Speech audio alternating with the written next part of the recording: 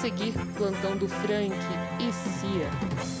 Boa tarde, estamos aqui para fazer uma entrevista pela Uniceflac na área da psicologia. Nós somos um grupo, né, que está... Eu só quis sempre imprimir um pouco aqui a foto deste grupo, que é a Ruth, Heloísa, Eli, Eduardo, Lorena e a Sara. Tem a Thalita e a Cláudia. Eu estou aqui junto com a Lília. Faço o nome completo. Lília Ferreira Guimarães. Lília Ferreira Guimarães é uma amiga psicóloga.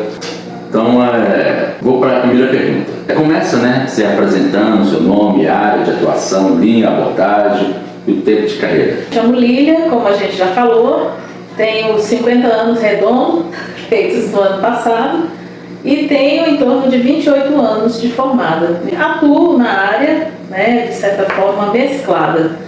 Eu atuei em torno de 17 anos na psicologia escolar, junto da Secretaria de Educação aqui do DF, no Gama, e a partir de 2016 eu empreitei, né, de atendimentos clínicos, né, em um local, né, sublocado, no espaço aqui do Gama. Por questões realmente econômicas, financeiras, eu não tinha atuado antes, né, pela dedicação à Secretaria de Educação, e também por estar mergulhada mesmo nas demandas, né, da psicologia escolar. Mas minha formação básica original foi na área da psicologia clínica, né, na época na formação da psicologia clínica no Uniceub, né? Na época era o CEUB. Então, na psicologia escolar, atuando na Secretaria de Educação, eu atuei muito vinculada ao campo de acompanhamento dos estudantes nas avaliações, né, de dificuldades de aprendizagem e também acompanhamentos nas instituições escolares junto aos pedagogos, né,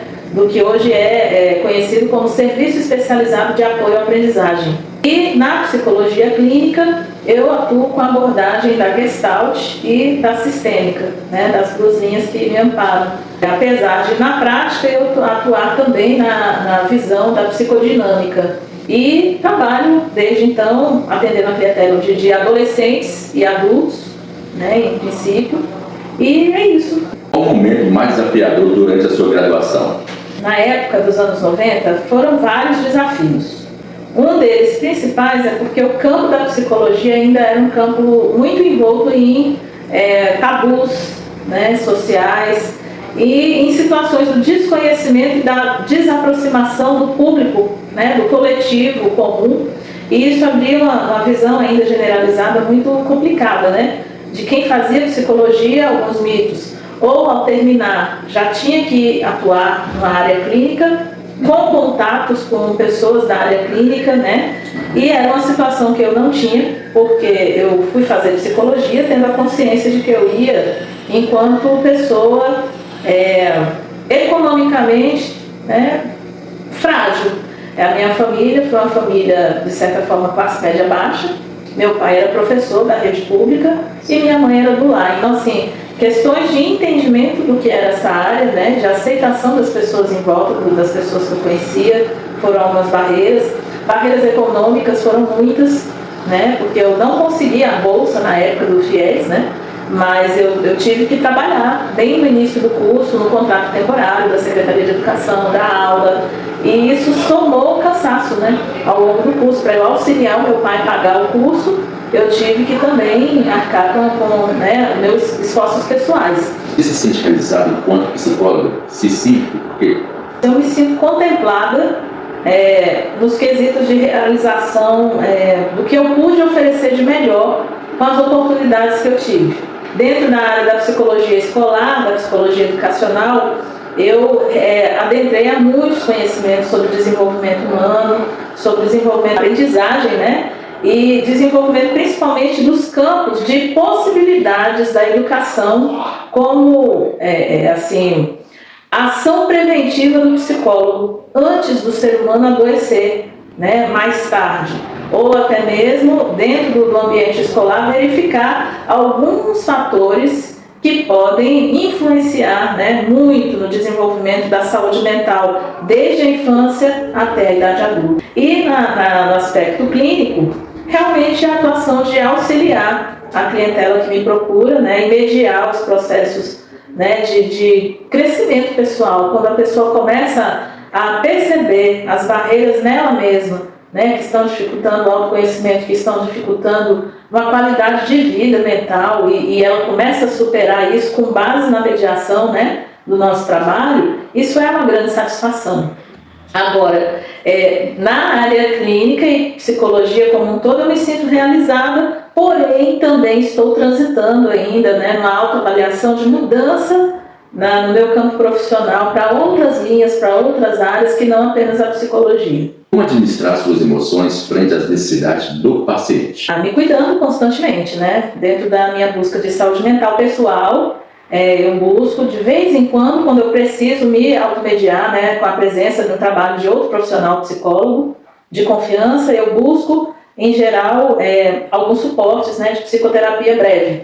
E outros cuidados mesmo, dentro da linha da qualidade de vida geral. E dentro dessa questão de perceber que eu não tenho cobrança comigo mesma de ser o ser que vou resolver a vida do outro. Eu não tenho esse peso para mim. Eu acho que isso facilita muito a gente mediar os processos do outro, das emoções do outro, quando a gente trabalha, né, primeiramente o nosso autoconhecimento, mas também compreende que a nossa mediação profissional vai ao encontro de um trabalho de parceria com o cliente. Eu tiro de mim esse peso, né? Porque realmente a vida do outro é a vida do outro. Qual foi o atendimento mais difícil que você já realizou e como você reagiu? Ao longo desses anos aí de trabalho dentro do atendimento clínico, eu tive em 2021 um momento bem crítico, porque durante 2021 a gente estava ainda, né, dentro da pandemia, ainda num momento de muita instabilidade das pessoas, né, onde as crises de ansiedade cresceram, muitas situações dentro da vida pessoal das pessoas foram vindo à tona, inclusive dentro, né, das suas vidas ali de convivência. Eu acompanhei 3 casos de 3 clientes que me procuraram em 2021, todas 3 relatando o histórico de abuso sexual na infância e que não tinham relatado ainda sobre isso para ninguém. E eu prestei atenção nesse volume de pessoas que me procuraram, né? E fui mediando o processo dessas mulheres já, né? Que elas trouxeram um resquício de dor emocional bem intensivo em relação a esses abusos que elas vivenciaram na infância. Os 3 casos envolveram abuso de pessoas dentro da família dessas mulheres e envolveram a rejeição das mães dessas clientes ao elas relatarem que tinham sido abusadas no período da infância delas. Dentro do trabalho terapêutico foi complexo verificar que naquele momento histórico-cultural, né, na vida daquelas mulheres, o que aconteceu com elas em torno dos anos 80, 70, era considerado algo, entre aspas, normal, na cultura de muitas famílias e principalmente na fala de algumas mulheres, mães, dentro daqueles quadros das famílias, culturalmente era aceito e até mesmo culpabilizada. A criança, a menina era culpabilizada dentro desse contexto, né? E não vista como uma vítima como nós entendemos hoje. Isso foi bem delicado, eu precisei buscar uma mediação pessoal para mim, para poder lidar com esse impacto todo de indignação, de acolhimento ao mesmo tempo, né, ao sofrimento emocional dessas mulheres. E com o passar dos meses, o processo de acompanhamento, elas foram se sentindo realmente mais acolhidas, mais desenvolvidas e mais resolvidas com esses traumas. E eu também fui me sentindo, né, ao mesmo tempo mais leve nesse quesito de ter mediado esses processos aí. Então, mas deu certo e tudo quanto tranquilo, deu certo. Como você adaptou os seus atendimentos durante a pandemia? Dentro do quesito que eu já estava com os clientes que eu já acompanhava, foi um processo muito tranquilo assim, né, da gente acertar o como fazer, porque a maioria da minha clientela é uma clientela de baixa renda, né, e é uma clientela que tem também, em alguns momentos, naquele momento da pandemia, dificuldades com locomoção. Então, assim, nós simplesmente acertamos o formato, né, as chamadas via WhatsApp, chamadas de vídeo, e quem quis, né, também ser atendido via Meet, pelo Gmail, eu fiz o atendimento. Fazer esse atendimento online foi fundamental, inclusive o Conselho Federal de Psicologia abrir essa possibilidade para nós psicólogos, né? Aqui a gente queremos agradecer essa oportunidade, né, desse trabalho com você. Fico feliz, honrado de estar com você aqui. Eu que agradeço, espero ter auxiliado aí, né, nas ideias e ponderações que vocês queriam.